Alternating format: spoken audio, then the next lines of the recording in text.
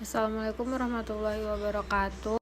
Saya Nur Fadila dengan NPM 2240202084 akan memaparkan tugas saya, yaitu analisis regresi linear sederhana.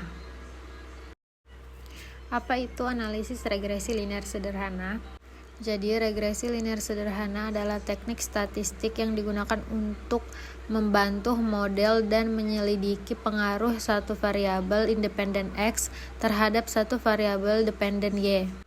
Metode ini adalah cara sederhana namun kuat untuk memodelkan dan menginterpretasikan hubungan linear antar variabel. Variabel independen X yaitu variabel bebas yang diduga mempengaruhi nilai variabel dependen. Variabel dependen Y yaitu variabel terikat yang nilainya mungkin dipengaruhi oleh variabel independen. Kapan metode ini digunakan? Yang pertama, membuat model hubungan. Menemukan hubungan linear antara variabel X dan Y yang diobservasi, yang dipresentasikan oleh persamaan garis lurus Y sama dengan A tambah BX. Kedua, menguji pengaruh, yaitu untuk mengetahui seberapa besar pengaruh atau kontribusi variabel X terhadap variabel Y.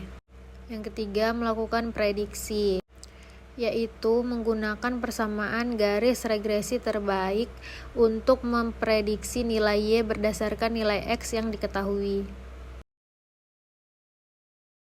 Berikutnya, syarat-syarat pengujian. Karena RLS adalah metode parametrik, maka data harus memenuhi serangkaian asumsi N klasik agar hasil metode regresi menjadi valid. Hipotesis pengujian.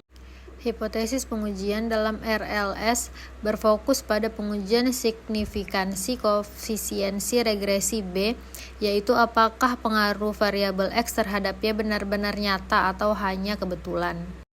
Langsung saja untuk contoh soal, saya menggunakan studi kasus hubungan biaya promosi X dan volume penjualan Y.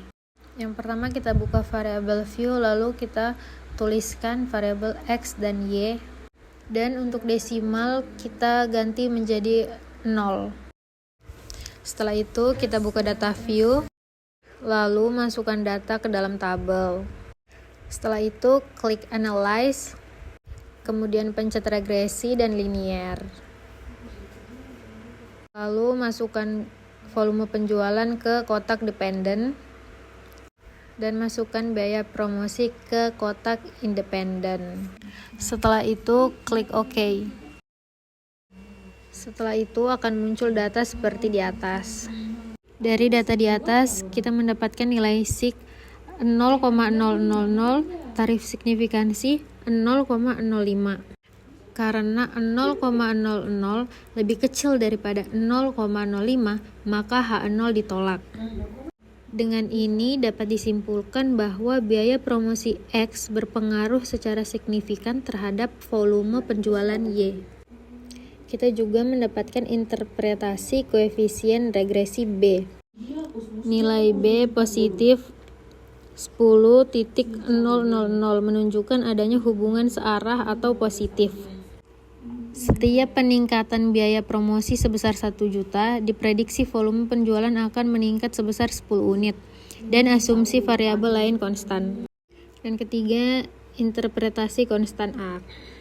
Nilai A konstan 42.000.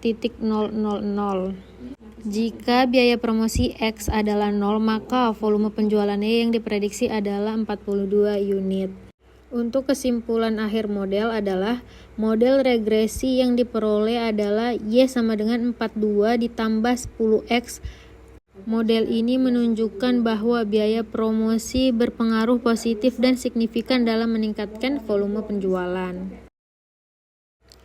Nah, untuk hipotesis dari soal tadi adalah H0 biaya promosi X tidak memiliki pengaruh yang signifikan terhadap volume penjualan Y. H1 sama dengan biaya promosi X memiliki pengaruh yang signifikan kepada penjualan Y.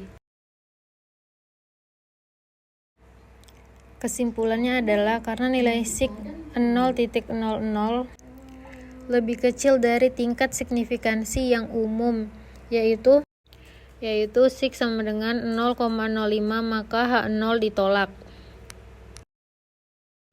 Biaya promosi X secara signifikan dan positif mempengaruhi volume penjualan Y. Sekian dan terima kasih. Kurang lebihnya saya mohon maaf yang sebesar-besarnya. Wassalamualaikum warahmatullahi wabarakatuh.